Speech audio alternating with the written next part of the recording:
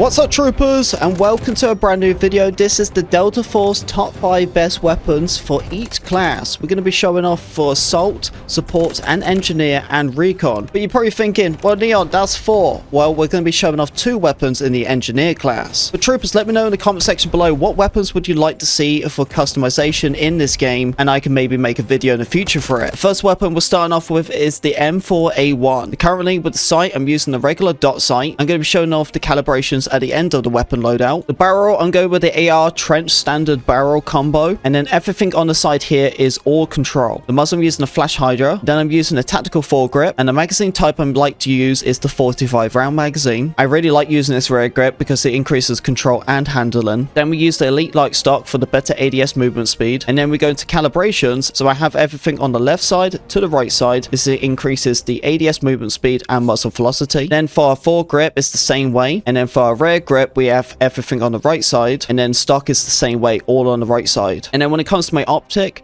the way I like using the optic is actually I do a -10. That is the way I really like to have it. So pupils is -20 mm, and then the zoom level is -10x. And there we go, that's the full setup for the M4A1. Moving over to the support class, we are going to be talking about the Car 15. With the Car 15, it's very similar to the M4A1. With the sights, we're actually doing the same combo when it comes to the calibrations, and we're also using the same dot sight. But when it comes to these sights, this is personal preference, which ones you would like to use. Or here is control.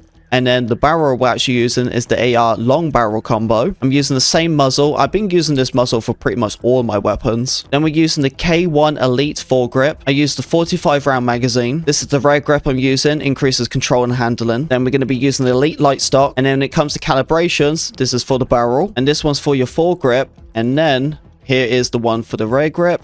And then for stock, this is what it looks like as well. Here we are on the engineer side, and the weapon we're going to be talking about is the Scar H. The way to build this Scar H, how are we going to build it? I will go and pick my normal dot sights I like to go and use. We're going to build it completely this time around instead of showing you the full loadout. Then we're going to go and use control for all of these. And I think, honestly, I'm going to go with a standard barrel. This just increases the range a little bit, and same as control, so I'm going to go with that. And what grip would we like to use? I went through all the grips, and I feel like the RKO foregrip is probably the one I want to be using. Wow, that RKO came out of nowhere. We're going to use our mount, and then we're going to go and put the magazine on. And this is always the tricky thing. Because of the magazine here, you have a 50 and you also have a 30. With the Scar H, it hits very hard, so I don't feel like you need to have a 50, but that is a personal choice. But for me, I'm going to go and stick with the 30. I feel like this is going to be the perfect rear grip for me, so we're going to lock that on. And then when it comes to the stock, I think I'm going to go with the Elite light stock because I love the ADS movement speed for it. And now we can go and calibrate it. So we go to calibrations, go to the barrel. How are we going to do this? Firing ability, we want the ADS movement speed. And then we're going to add the muzzle velocity. And now for the foregrip, extra control, then extra ADS movement speed. And then the rear grip, we're going to put on extra control and then stability while moving, because of that ADS movement speed you have on. And then for this one, for the stock, it's the extra control and then the fire and stability. That's the full setup for the Scar H. The next weapon I wanted to talk about is the AUG. All of this here is control, guys. And then for here, I'm actually going to be using a suppressor. I haven't gone for anything like loud or anything like that because, like, as you can see, look all the minuses you get. There is a lot of minuses. I felt like the only thing I would like to use is the suppressor. I'm using the combat foregrip. The magazine type, I'm using the 60 round. Then you're going to be putting on your stock pad, and you're also going to have this one as well. You cannot change anything when it comes to stock wise. And then when it comes to calibrations, how are we going to do this? ADS speed, and then we're going to put muzzle velocity. Foregrip, we're going to increase the ADS speed actually. Yeah, we're going to do it by that. And then for the pad, we're going to have fire stability, extra control, and then for the other pad, the stock wise,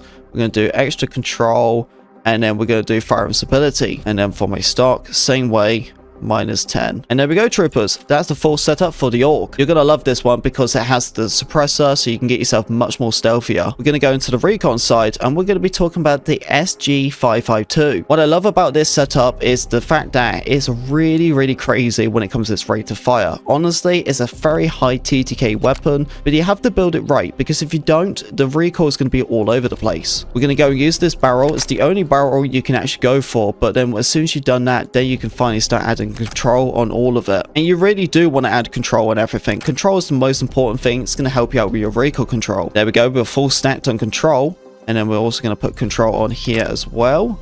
And now we can go with a muzzle. We're going to go with a muzzle brake for this one because this is going to offer you a +9 when it comes to your control. For grip, we're just going to be using the RKO. Then we're going to go and put on a 45 round magazine. And then we're going to also add the pouch as well to get that better handling. And then what rear grip are we going to go for? I would say we'll probably want to go for this one here because of all the pluses. This helps you out with your control and handling. And then when it comes to stock, it's my elite light stock. And let's go into the calibrations. Here we are for barrel. As you can see, by the way, when you make these setups, a lot of the weapons, they are very similar builds. They have just kind of different attachments here and there, but calibrations are really the same. All of this is going to be like that combo. And now we're going to go into rear grip. How are we going to go with this one?